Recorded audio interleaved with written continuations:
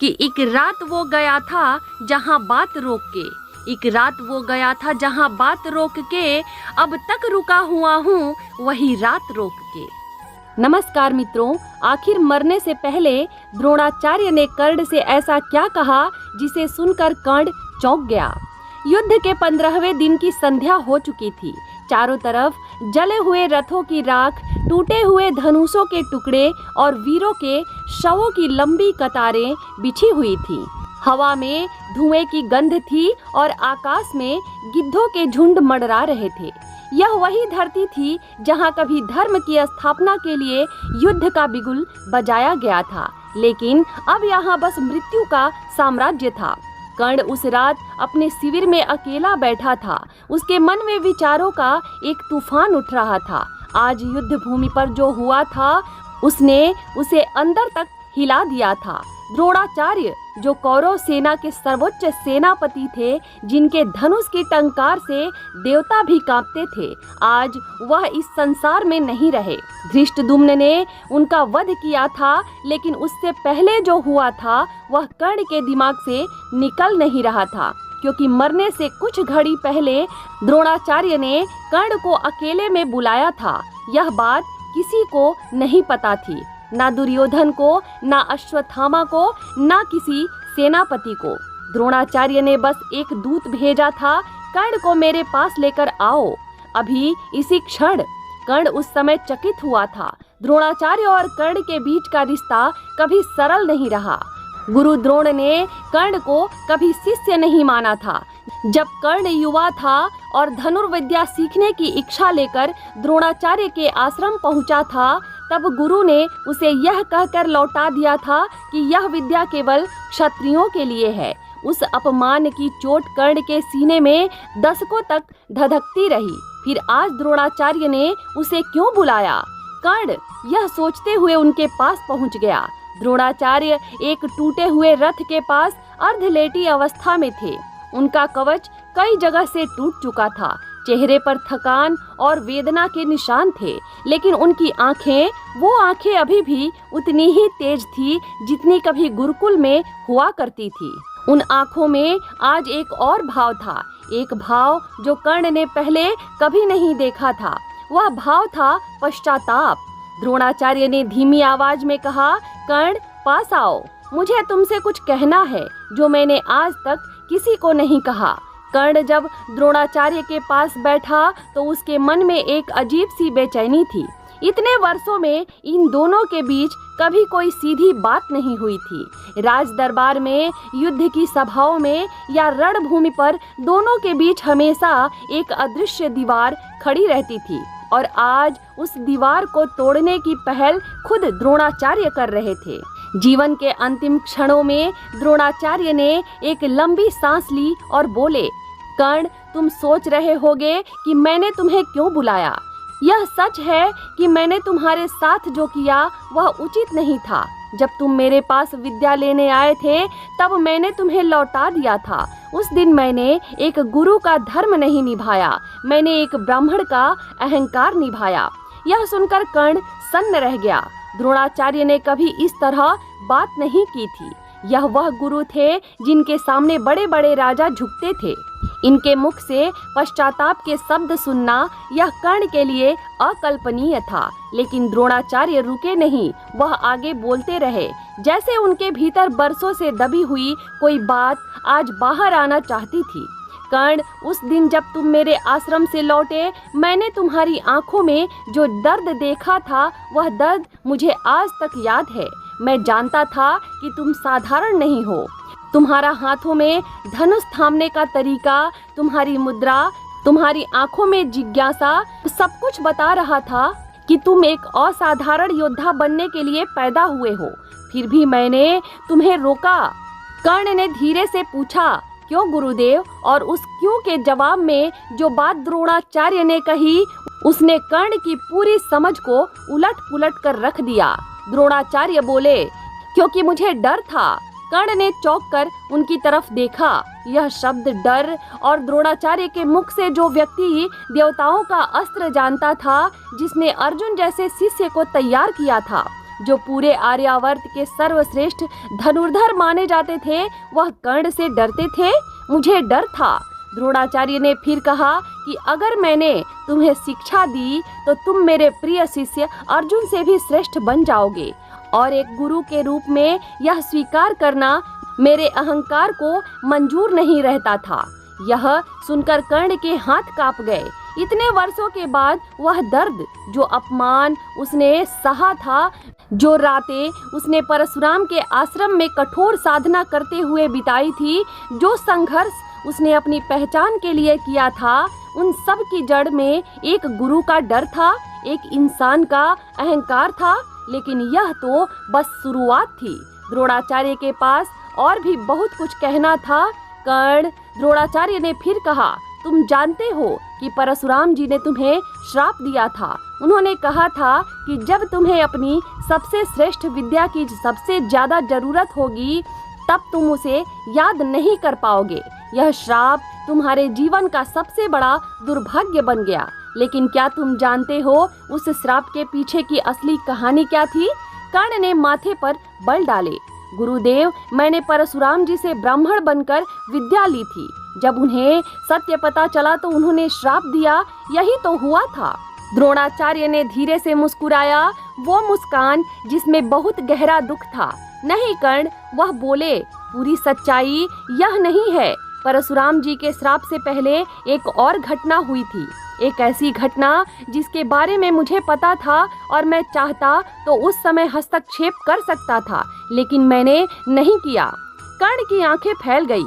तुम परशुराम जी के आश्रम जाने से पहले एक और गुरु के पास गए थे। द्रोणाचार्य ने कहा, एक ऐसे महात्मा के पास जो तुम्हारी जन्म कुंडली जानते थे, जो जानते थे कि तुम कौन हो। उन्होंने एक संदेश मुझ तक पहुंचाया था, इस बालक को विद्या दे दो। यह वह बालक है जिसका कर्म संसार को बदल देगा। कर्ण का मुंह खुला का खुला रह गया। तो आप जानते थे? कर्ण ने आहिस्ता कहा। हाँ, द्रोणाचार्य ने कहा, मुझे पता था और मैंने फिर भी तुम्हें लौटाया, क्योंकि उस समय मेरे मन में अर्जुन था। मेरी महत्वाकांक्षा थी। मुझे श्रेष्ठ शिष्य बनाने वाला गुरु कहलाने का मोह था। द्रोणाचार्य की आंखें भर आई। कर्ण, मैंने तुम्हारे साथ अन्याय किया। यह मेरे जीवन का सबसे बड़ा पाप है। उस क्षण शिविर में एक गहरी चुप्पी छा गई थी। कर्ण के भीतर भावनाओं का एक सैलाब उठ रहा था। द्रोणाचार्य के पास अभी और भी कुछ था, वह बात जो कर्ण को सच में मौका देने वाली थी। वह युद्ध के किसी भी शोर से ज्यादा गहरा था। द्रोणाचार्य ने एक क्षण कर्ण की आंखों में देखा। क्या तुम्हें कभी लगा कि तुमने गलत पक्ष चुना? यह प्रश्न था जो कर्ण के अंदर सालों से सोया हुआ था, जिसे उसने कभी खुद से भी पूछने की हिम्मत नहीं की थी। और आज द्रोणाचार्य ने वह प्रश्न सीधे उसके सामने रख दिया। कर्ण कुछ देर चुप रहा, फिर उसने धीरे से कहा, हाँ गुरुदेव, बहुत बार पछताया। जो द्रौपदी स्वयंवर में हुआ, जो रणभूमि पर अभिमन्यु के वध की खबर आई, तब मुझे पता चला कि मैं स्वयं पांडवों का ज्येष्ठ भाई हूँ। तब लगा कि शायद मैंने गलत राह चुनी, लेकिन फिर भी तुम नहीं रुके। कर्ण ने कहा, क्योंकि दुर्योधन ने उस समय मेरा साथ दिया था, जब पूरी दुनिया मुझ पर थूक रही थी। उस ऋण को मैं नहीं भूल सका। द्रोणाचार्य ने कहा, यही तुम्हारी महानता है कर्ण, और यही तुम्हारी त्रासदी भी है। कर्ण ने ऊपर देखा। एक मित्र के प्रति कृतज्ञता, यह गुण किसी देवता में भी दुर्लभ है। द्रोणाचार्य ने कहा, कर्ण, और एक बात है, तुमने जीवन भर दान किया, हर याचक को कभी खाली हाथ नहीं लौटाया। यह तुम्हारा सबसे बड़ा गुण है। लेकिन क्या तुम जानते हो, दानवीरता केवल धन देने से नहीं होती। कर्ण ने प्रश्न भरी दृष्टि से देखा। सबसे बड़ा दान वह होता है क्षमा का दान, और उससे भी बड़ा दान होता है सत्य का दान। तुमने आज तक धन दिया, कवच दिया, कुंडल दिए, यहाँ तक कि अपनी जान देने को भी तैयार हो। लेकिन क्या तुमने कभी दुर्योधन को वह सच दिया जो वह सुनना नहीं चाहता था? एक सच्चा मित्र वह नहीं होता जो हर बात में हाँ कहे। सच्चा मित्र वह होता है जो गलत रास्ते पर चलते देखकर रोक ले। तुमने दुर्योधन को कभी नहीं रोका कर्ण, इसलिए आज यह कुरुक्षेत्र खून से लाल है। कर्ण ने सिर झुका लिया, लेकिन गुरुदेव आज उसने धीरे से कहा, अगर मैं उसे रोकता तो मैं उसका मित्र नहीं रहता। नहीं, द्रोणाचार्य ने कहा, तुम उसके सच्चे मित्र बन जाते। आज जो तुम हो एक ऐसे मित्र जो उसके साथ अन्याय में भागीदार बना। वह मित्रता नहीं, यह उसकी चापलूसी है, और वह चापलूसी वह जहर है जो मित्र को धीरे धीरे नष्ट कर देता है। उसने दुर्योधन के बारे में सोचा, उन तब क्षणों में जब वह जानता था कि यह गलत है, लेकिन चुप रहा। द्रौपदी का चीरहरण, अभिमन्यु का वध, कर्ण की कवच कुंडल का दान, हर जगह कर्ण ने अपनी अंतरात्मा की आवाज को दबाया।